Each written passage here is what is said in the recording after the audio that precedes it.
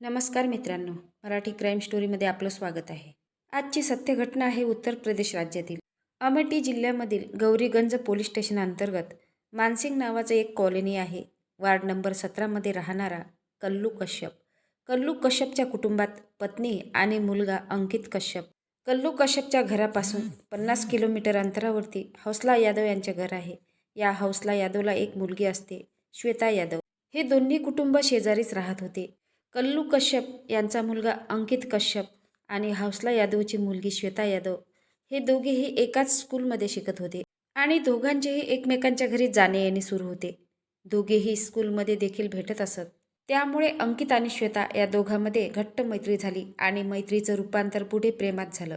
दोघेही एकाच गावातील होते. दोघांची जवळीक वाढली आणि दोघांनीही लग्न करण्याचा निर्णय घेतला.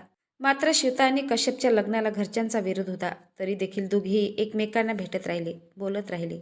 शेवटी दोघांनीही घरच्यांच्या विरोधात जाऊन लव्ह मॅरेज करून घेतलं आणि दोघेही आनंदात राहू लागले. मात्र श्वेताच्या कुटुंबियांनी पोलीस ठाण्यात याबद्दल तक्रार दाखल केली होती. मात्र श्वेता ही बालिक होती. ती तिच्या मर्जीने लग्न करू शकत होती. ती बालिक असल्यामुळे श्वेताने कोर्टासमक्ष म्हटले की मी माझ्या मर्जीने अंकितबरोबर लग्न केलेलं आहे. त्यामुळे न्यायालयाने देखील दोघांनाही परमिशन दिली. त्यानंतर श्वेता आणि अंकित दिल्ली येथे गेले. दिल्ली येथे गेल्यानंतर अंकित प्रायव्हेट नोकरी करून आपला घर खर्च चालवायचा. दोघांचाही संसार सुखात आनंदात सुरू होता. हळूहळू यांच्या लग्नाला आता 3 वर्ष उलटून गेले. या दरम्यान श्वेता आणि अंकितला 2 मुले देखील झाली. अंकिता अधूनमधून आपल्या आईवडिलांना गावी भेटायला येत असायचा. सगळं काही ठीकठाक सुरू होतं. तारीख होती 31 जुलै 2026. अंकित आपल्या आईवडिलांना भेटायला अमेठी आपल्या गावी आलेला होता आणि त्याची पत्नी श्वेता आणि दोन्ही मुले दिल्लीला होती. सोमवार दिवस होता. त्याच रात्री अंकितला दिल्लीला परत जायचं होतं. मात्र नियतीला काही वेगळंच हवं होतं. त्या दिवशी हा अंकित बाजारला गेलेला होता. संध्याकाळची वेळ होती. त्याने विचार केला की आईवडिलांना बाजार आणून द्यायचा, त्यानंतर दिल्लीला परत जायचं. अंकित हा बाजारातून घरी परत येत होता आणि अचानकच श्वेताच्या कुटुंबियांनी अंकितवर हमला केला. ओढत ओढत आपल्या घरात नेलं.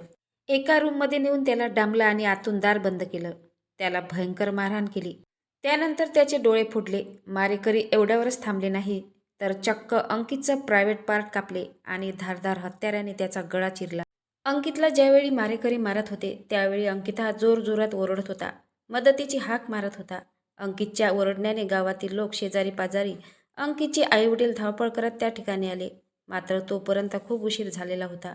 अंकित रक्ताच्या थारोळ्यात खाली पडलेला होता. संपूर्ण खोली रक्ताने माखलेली होती. तेथील दृश्य थरकाप उडवणारा होता. लगेच पोलीस देखील घटनास्थळी दाखल झाले.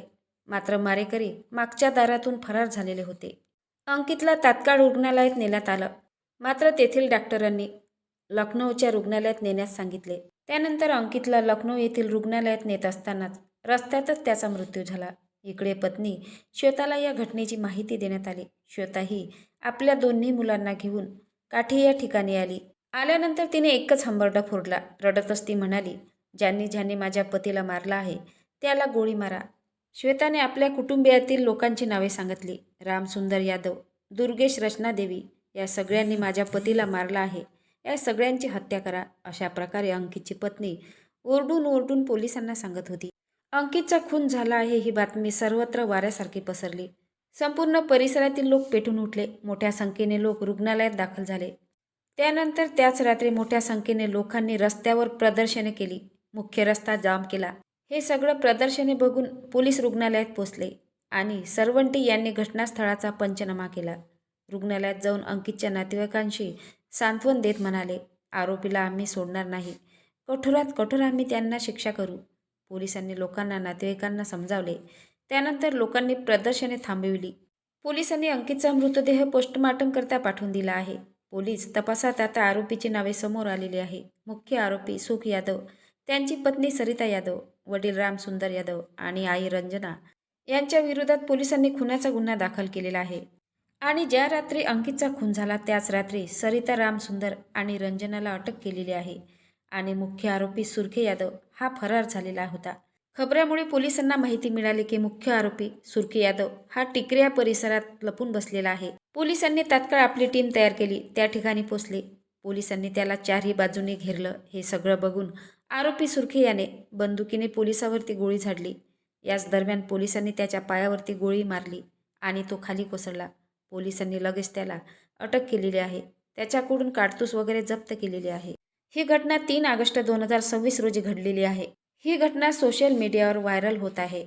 मित्रांनो, धक्कादायक म्हणजे श्वेताच्या आईवडिलांनी अंकितचा खून केला नसून तर श्वेताचे काका काकू, आजी आजोबा, त्यांचा मुलगा या सर्वांनी मिळून अतिशय क्रूरपणे हत्या केली. पोलिसांच्या माहितीनुसार श्वेताचा काका मुख्य आरोपी सुर्वे यादव याच्यावर मारामारी, चोरी, डकेती अशा प्रकारचे गुन्हे दाखल आहे. आधीपासूनच सुर्खे यादव हा गुंड प्रवृत्तीचा असल्याचं समजतं. या घटनेचा उद्देश कोणाच्या भावना दुखवणे नाही तर तुम्हाला जागरूक करण्याचा आहे. अशा घटनांपासून सावध आणि सतर्क राहा. या घटनेबद्दल तुमचं मत काय आहे ते नक्की कमेंट बॉक्समध्ये सांगा. नवीन असाल तर चॅनलला सबस्क्राईब करा, लाईक करा. भेटूया पुढल्या व्हिडिओत. जय महाराष्ट्र.